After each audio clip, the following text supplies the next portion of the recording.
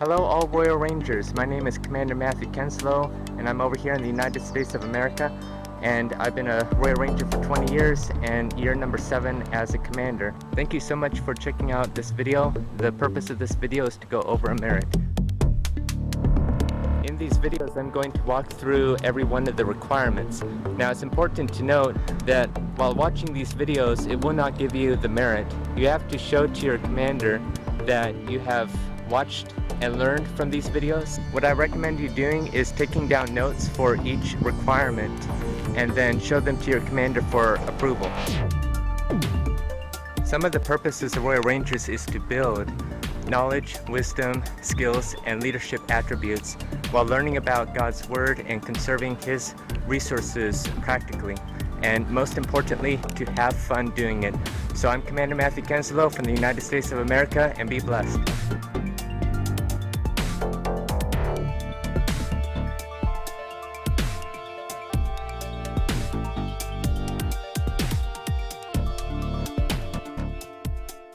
Hello everyone, welcome to the Fire Safety Merit. Let's begin with requirement 1. Answer the following.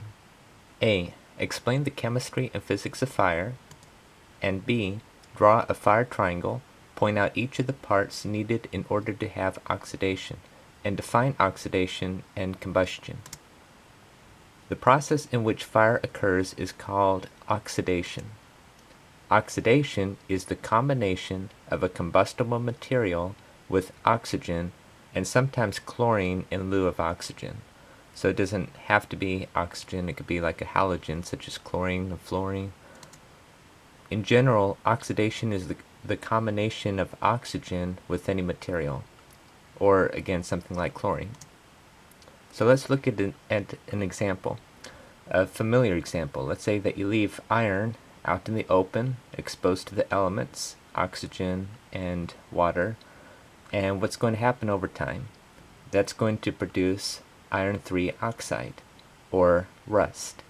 So you basically have iron, it gets oxidized, and it produces an oxide, iron 3 oxide, which is rust. So simply, iron can oxidize to cause rust, although it does not occur rapidly enough to cause a fire, unless the temperature is raised high enough, as in a steel mill. Any material will oxidize in time, and that is why silver tarnishes and needs to be cleaned occasionally. So technically iron can combust, but the temperature has to be extremely high for that to happen, or it just needs to have a rapid input of oxygen or some oxidizer. Combustible means that it is easy to catch fire and burn. When something is combusting, it's on fire, it's burning. And examples are like paper, cardboard, wood, and dry wood and dry leaves. And the combustible material is also known as the fuel. If you've been in Discovery Rangers, you may have taken the Firecraft Merit, probably learned about the 3 parts of fire building. And what's one of them? Fuel. Those are the heavy logs, or the big logs. Fuel can include wood, coal, oil, hydrocarbons, etc. Combustion is rapid oxidation so that a flame is created. So fuel plus oxygen yields or produces energy in the form of heat and light, plus usually some oxide, which I'll get to. But heat and light are forms of energy. And think about it, when there's a fire, like a campfire, you warm up because it produces heat, and just like using candles or torches, the fire is also used as light, which is another form of energy. So for example, here's the combustion of methane. So remember what combustion means, and methane, CH4, is a hydrocarbon. Hydrocarbons are made up of carbon and hydrogens. Methane has 1 carbon. And let's say that you have methane, which also is an organic substance because it contains carbon, and that gets oxidized, which means that it mixes with oxygen. Well, that's going to produce CO2 and water, along with energy such as heat. And the oxide form would be carbon dioxide, just to say. You may have in camp seen propane fuel, like propane stoves, propane lanterns. Well, that's kind of the same principle, only that propane has 3 carbons instead of 1. But you have heat as well as oxygen present in order to begin the combustion. Here's another example using a metal as a fuel. This is when magnesium gets burned, and it's also oxidized, and that's going to produce a very bright light, so much that you need goggles and you can't even look at it, it's so bright. So that's energy, as well as the oxide, in this case magnesium oxide. So in order to have combustion, there has to be 3 elements: oxygen, fuel, and heat. This is the fire triangle. Sometimes, more modern language, people say oxidizer, because again, you could have like a halogen, such as chlorine, in lieu of or in place of oxygen. Fuel remains the same, but energy, people say energy because light is part of the energy too, but still, in order to have a fire, you have to input heat. So oxygen, heat, and fuel. Some modern classes would also teach a 4th element called an uninhibited or unstopped or non-stopping chemical chain reaction, or continuous, and this is called the fire tetrahedron, just for a little trivia. But fires occur when the fuel, which again is the combustible agent, is raised to a temperature high enough to cause combustion. So what happens when the temperature is raised? Well, that correlates with an increase in heat. Temperature and heat are not the same thing, but simply speaking, when the temperature is raised, there's an increase in heat. And the fire continues as long as there's continual supply of oxygen. This state of oxidation is very rapid and results in heat and light. The heat is produced through the rapid oxidation of the fuel. The light results from the gaseous materials that become luminous at certain temperatures. Thus, flames can be a variety of colors depending on the agent used.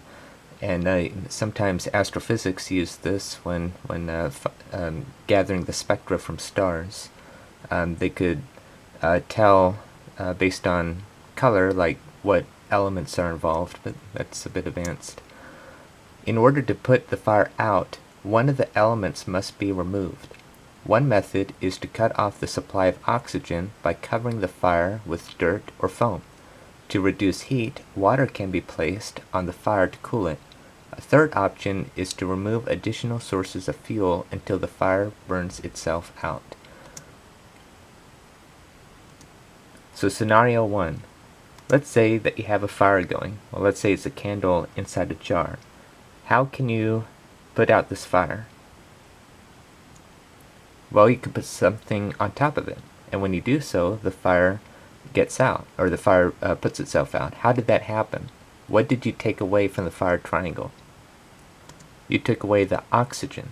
When you take away the oxygen, the candle is going to burn what oxygen is left, and once there's no oxygen, the flame just goes out.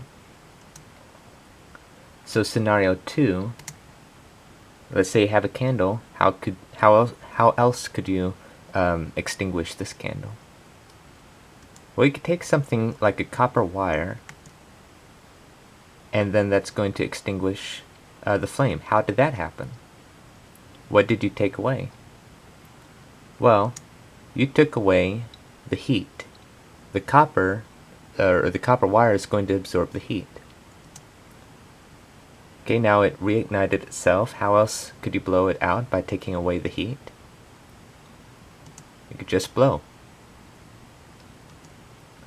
Okay, and scenario 3, let's say you have a forest fire.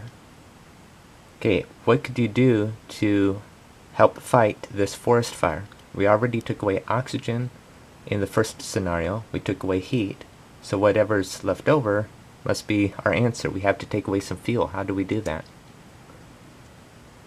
Well, you could have a fire break, and that's when you cut down the wheat stalks here, or trees themselves, because the trees and also these plants too are fuel. One of my Royal Ranger commanders that I taught this alongside with, he fought fires back, back in like the late 60s and such, and he said that when fires are in a field and such, they are very rapid, that you can't outrun it. I mean, that's how fast fires spread in things like fields. And he was in charge of creating fire breaks and other forms of containment to contain the fire, and then put it out after that. But again, this is called a fire break, and that's by taking away fuel. So think about it as a trail of matches. Let's say that the matches represent trees. Okay, when one tree is engulfed in flames, it's going to spread, and it's going to keep on spreading, similar to matches when they're on fire. So what could you do? You could go up ahead a ways and bulldoze down these trees, and you have then built a fire break. And so hopefully the fire will stop at this tree. Fires can be started by one of two means. One is percussion. This is the use of a spark from two items being struck together, kind of like flint and steel, or using a magnesium fire starter, a ferrocerium rod, and that is called percussion. You have flint, and you have steel, and you have this char cloth right here. And when you're striking the steel, you're creating these shards of steel. A shard means piece or fragment of something broken. And sparks from various fire starters, such as ferrocerium, for example, are pieces of molten steel flying through air off of it, and it's cooled in the air. But some of these sparks land on the char cloth, and then those sparks are going to start a little fire, and now you just have to build it from there. So in firecraft merit that you may have taken, this I would liken it to tinder. You start out with tinder, you continue to build the fire with kindling, and you continue to build the fire bigger with fuel, such as logs. Another mean of starting fires is friction. When two items are rubbed together, it raises the temperature of the combustible material to its ignition temperature. So like when you rub your hands together, it heats up, right? That's friction. For instance, in a bow and drill, the point of the drill causes the material it is spinning on to increase in temperature until it has the right amount of oxygen and heat to ignite. The oxygen comes from the air, and the heat comes from friction. Okay, part C is define ignition point or kindling point. It means the same thing. You could also see auto ignition point. It also means the same thing. So recall that heat is required to start combustion. The temperature under normal atmospheric conditions at which a substance will spontaneously catch fire and continue to burn is called its ignition point, also known as its kindling point. So, for example, here are a bunch of material: hay, leather, paper, gasoline, coal, iron, etc. And these are their ignition points, or approximate ignition points, or at least a range of temperature values. So that means that, for example, paper, when you raise it to, let's say, 451 degrees Fahrenheit, it's going to ignite spontaneously. It's just going to catch fire because the heat is that high enough. As long as you have an adequate amount of oxygen in the air, and paper being the fuel, you just need to raise the heat. So that's why I have that famous book that I had to read in 8th grade, or we had to go through in 8th grade, called Fahrenheit 451. Well, that's why. So let's say lead. If you have lead out in the open, exposed to the elements, okay, oxygen, and lead being the fuel, let's say that the temperature is raised somehow to over 1560 degrees Fahrenheit. Well, lead is just going to spontaneously ignite. That is the ignition point, and it will start to combust. D, define flash point. Okay, so this is pretty interesting. When you light a candle, the heat from the flame vaporizes the candle wax right here, and usually it's paraffin, which is this hydrocarbon here. When you introduce a torch or a match near the candle wick, near the paraffin wax, it's going to start to melt. Now what happens when something like a solid melts? It turns into a liquid. What happens if you increase the temperature? It's going to evaporate. Just like if you go outside after a rainy day, you see a puddle, you come back a few hours later, it might be gone, or mostly gone. What happened? It's because it gained the energy enough to evaporate and float up into the sky. Same thing here. When you have heat near the candle wax, it's going to melt, and then it's going to start to evaporate or vaporize. The candle wax is. And it's that vapor that ignites, and that's an important part in this entire thing, and we'll probably come back to this a bit later. But when you blow out a candle, like in this GIF here, vaporized wax briefly remains in the air.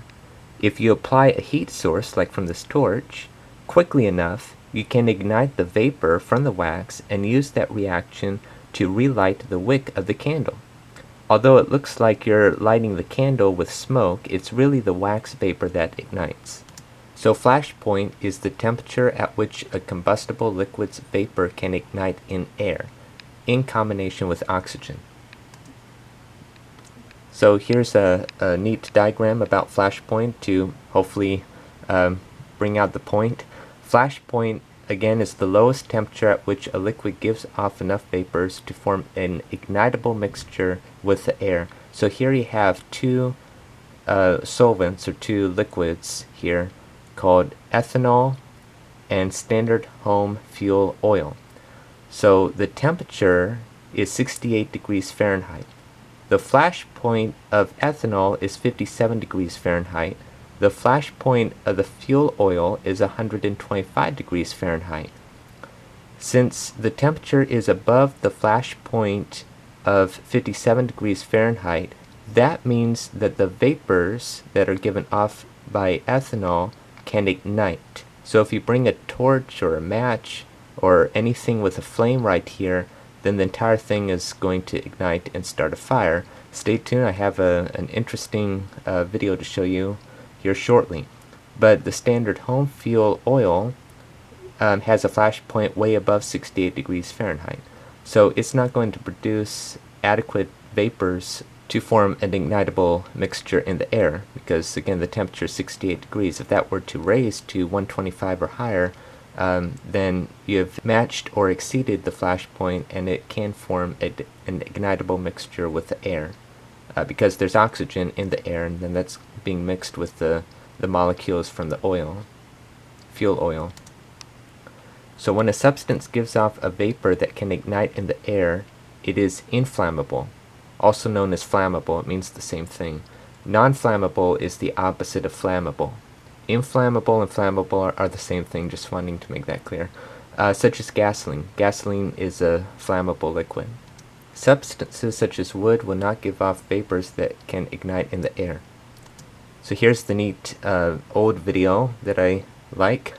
So you have gasoline, alcohol, ether, and such, and how are they, flaming like that?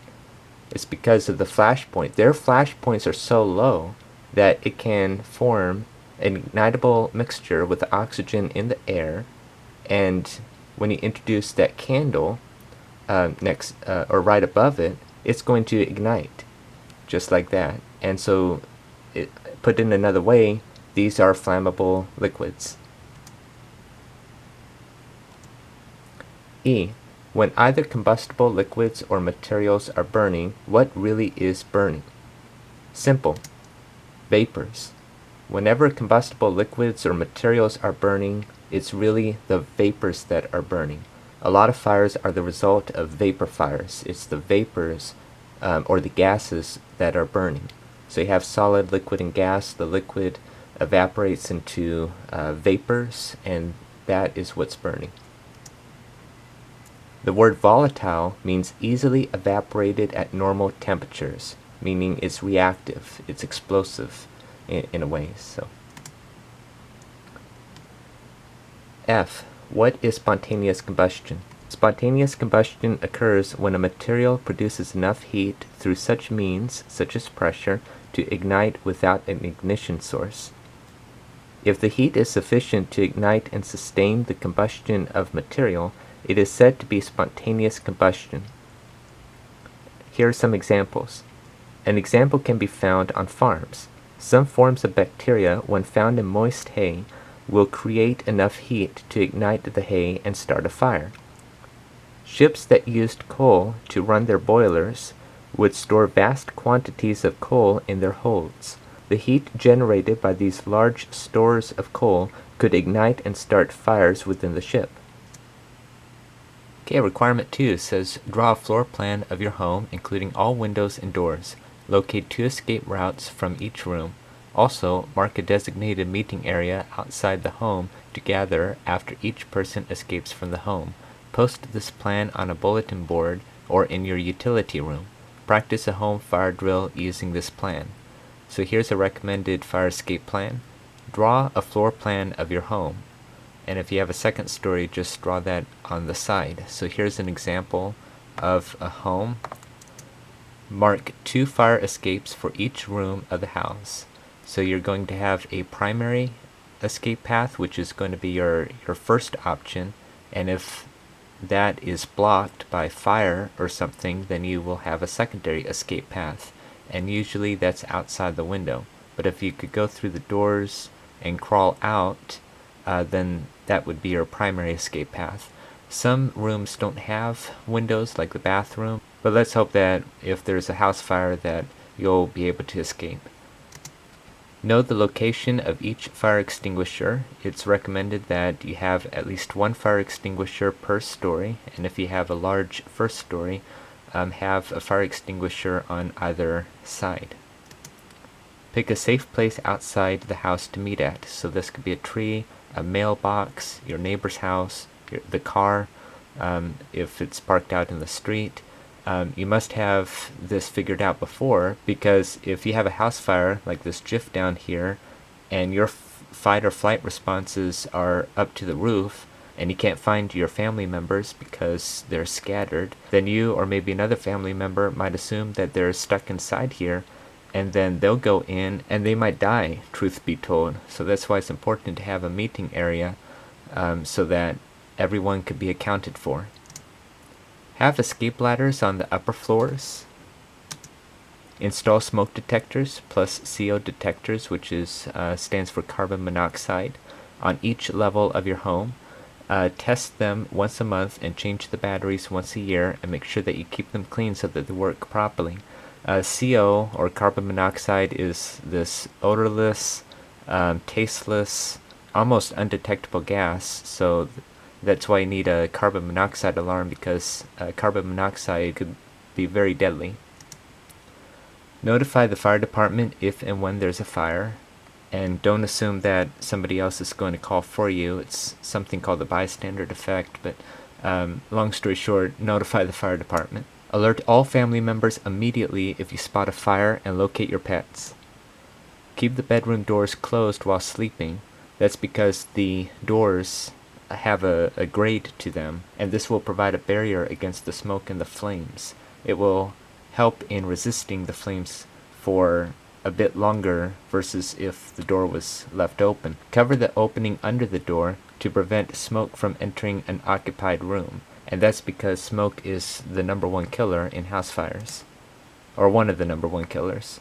Feel the door with the back of your hand prior to exiting through the door. You want to start to feel toward the base or the bottom of the door, and then work your way up, and that's because heat rises. And don't just go for the doorknob, because doorknobs are metals and they're good conductors of heat and electricity, so you don't want to burn your hand.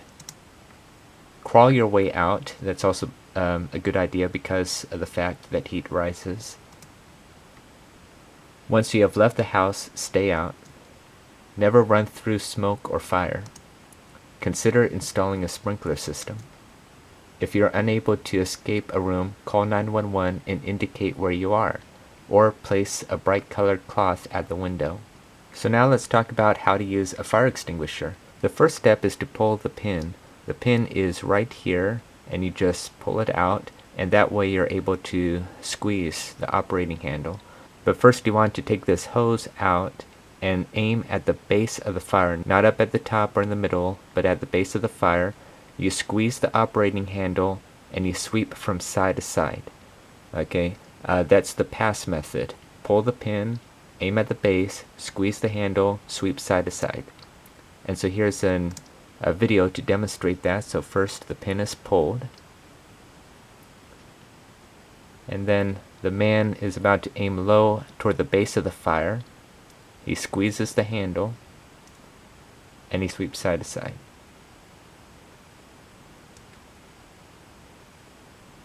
Of course, if the fire is very huge, then don't worry about it. Just flee for safety with your family and with your pets, if you have any pets, and let the firemen handle it. Okay, and finally, conduct a home fire drill. Okay, requirement 3, complete the home fire safety survey. Check your home for each of the conditions listed. State why these checks should be made twice a year.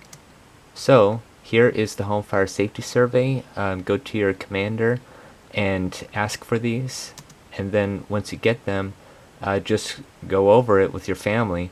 Whenever you see an S, that means you check these in the summer. Whenever you see a W, that means you check them in the winter. And if you see both of them, you check them during both seasons. So just go down the list in these 4 pages. For example, is the address on the house visible day and night? And that's for winter and summer. And if it's in good condition, you put a check mark or whatever you would like. And if it needs repair, then you fill in this box and any notes needed. So it's very simple to do. Okay, requirement 4. Describe at least 10 examples of fires occurring in your area started by the following causes. Give at least 1 example of each. Lightning strike. Someone or an object is struck by lightning, and lightning strikes can cause a fire. Arson. Arson is someone starting a fire at a home on purpose, or out in the forest. Lack of knowledge. Playing with matches. Children ages 8 through 11 have the highest percentage. Putting water on a grease fire when it should be smothered. Smothered means you take away the oxygen. So if you remember the fire triangle, oxygen is one of the 3 elements of a fire. And if you take away the oxygen, you put out the fire. And one way to do that is just put a lid on top of a grease fire. Putting water on a grease fire is like adding fuel to the fire, and that's due to water and lipid or oil interactions that gets a bit complicated. But basically, don't use water to put out a grease fire. Here's what you can do. Turn off any heat source, and again, do not use water. If small, smother the fire by pouring baking soda or salt. Again, smothering means take away the oxygen, but not things like flour. Use a fire extinguisher as the last resort. Okay, barbecuing on a wooden deck. When grease spills or splatters on the deck, and hot ashes land on the grease, it may not flare up until everyone is back in the house. So flare up means it catches on fire and begins to burn.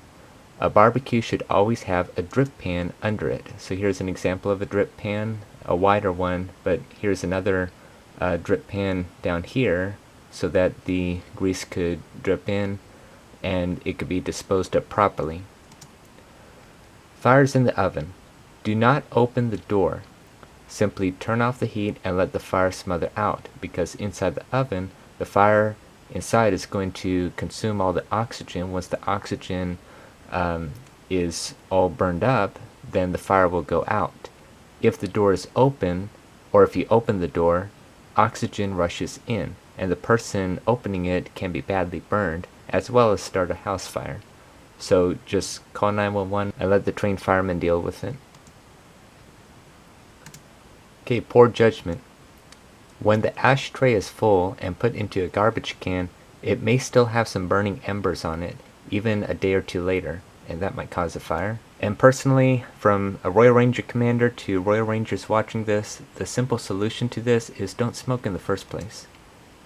When letting candles burn down and not having a large enough container for the wax, the excess wax melts and then spills onto the dresser. A candle should never be in a child's room because something like this could happen. Carelessness. Throwing clothing or bedding near a heater or even on a heater, that could cause a fire. And decades ago there's been heaters one by one that's been recalled or told by the fire department to get rid of because it could easily cause such a fire, whereas newer ones are modified to try and prevent this as much as possible. Gas trinkets being left in or by windows, especially while the house is vacant since blinds or drapes are drawn. When this happens, the sun can shine through them, magnifying the heat of the sun and starting a fire. Even colored water in a bottle or glass container can start a fire because some colors magnify the heat more than others. So here's some examples of glass trinkets, and kind of like a magnifying glass, when the sun shines through, the energy from the sun, the heat and the light, is refracted or bent, and you could concentrate that energy at a certain spot.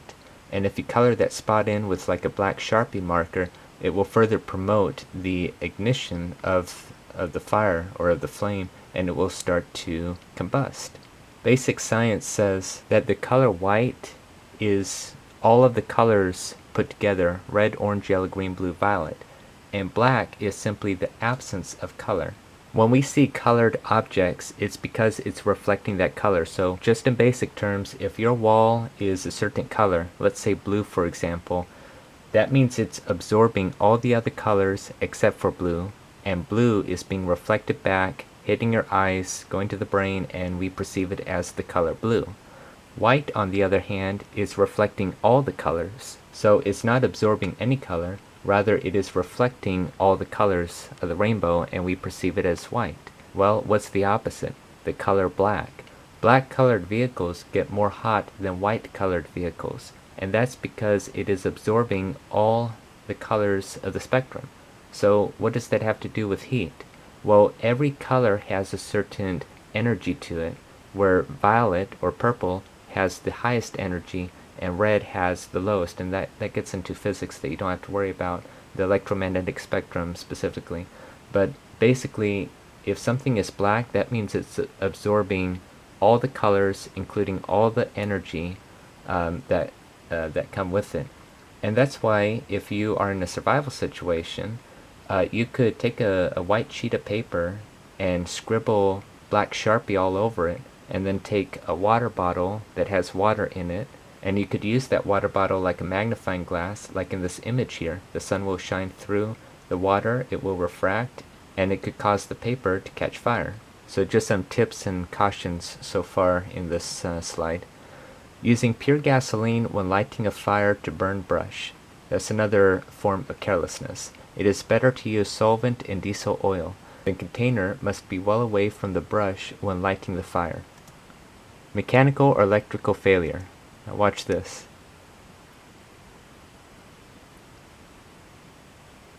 That might happen, and that's also why it's important to wear safety clothing, like a safety jacket, pants, helmet, and such, because you never know. I mean, they are probably very well trained in this, and this is just one of those times where it just happens.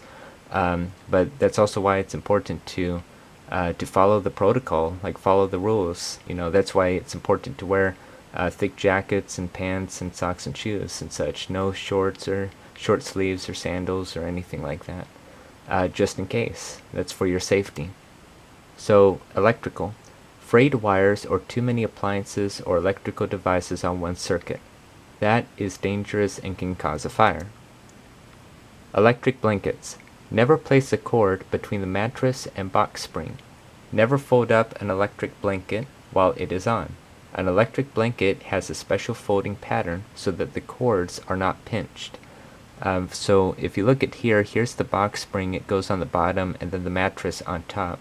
This is what the inside of a box spring looks like, and you can see that there's a lot of metallic springs or metal springs. And metals are good conductors of heat and electricity, and that's why you don't want the cord of an electric blanket to be near it, because inside the insulation of the cord are wires where electrons flow through as long as it's on, and that's what causes electricity. But it might cause a fire if it's between the box spring and the mattress. Okay, requirement 5. During the fire season, there are fire ratings that the state and national forestry departments and local fire departments post daily. List in writing the 5 categories of fire conditions and what they mean. So here are the 5 ratings, the classification, and the meaning of them. So for example, if you have a rating number of 1, that's a low classification, which means that you can burn in most conditions following the burn permit regulations. And you might see something like this, like Smokey the Bear with the piece of a log right here. And it has all the fire ratings here from low to extreme, and it points to where it is on that particular day, in this case low. But it could advance to high. That would be a rating number of 3. And that means that designated fires are to be made in pits only, no open fires. And then at the extreme classification, at rating 5, that means that no fires are allowed. The forest or park should be totally shut down. So here's a statewide map on any particular day, in this case May 12th, 2020, and in this case the state of Florida, and it tells you the places or the parts of Florida with certain fire ratings. So one fire rating may be different in another county just because of the conditions in the area. You will also notice that the colors don't necessarily match up, but the fire ratings are fairly basic. You have low, moderate, high, very high, and extreme. Here's another example of the state of Texas, this one being on June 9th, 2020. Okay, requirement 6. Interview a fire captain or firefighter about the firefighting profession.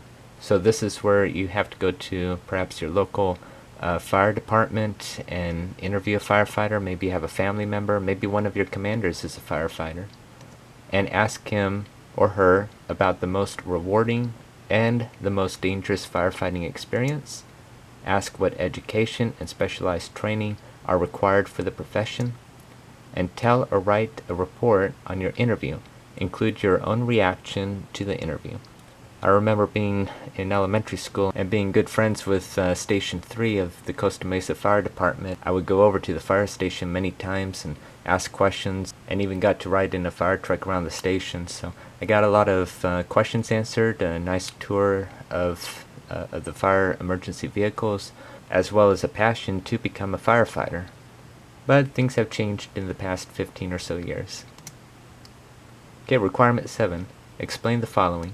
Explain how the stop, drop, roll, and cool procedure should be used to extinguish flames and lessen burn injuries if your clothing catches fire.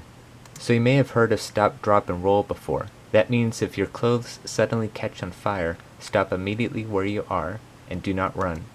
Running won't do anything. I mean, you could think about yourself running through a pool of oxygen in the air, and that's just going to add more fuel to the fire, so to speak. Instead, drop to the ground and roll back and forth on the ground until the flames are extinguished. Another thing that you could do is, if you have a blanket or a jacket or a towel or anything, you could put it over yourself, and that would smother the flames. And you could do both. You could stop, drop, and roll with a towel as well.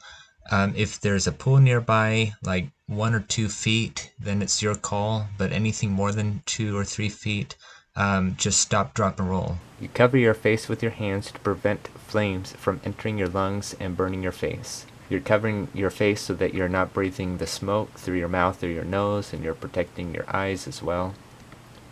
Roll 1 complete rotation in one direction, and then reverse directions and make 1 complete rotation. Run cool water over the burned area for 10 to 15 minutes and call an adult or call 911. Explain how to give first aid treatment for burns and what should not be done. Here's what you do. Cool the burn with water. If small, run cool water, never ice, for 10 to 15 minutes. You never use ice because that might throw them into shock. It might also cause them frostbite because the burned area might not have feeling, and you might be freezing the tissues, so that would cause frostbite. And a general first aid rule is you never want to put something very, very icy cold on top of something that's very, very burning hot. That would throw them into shock.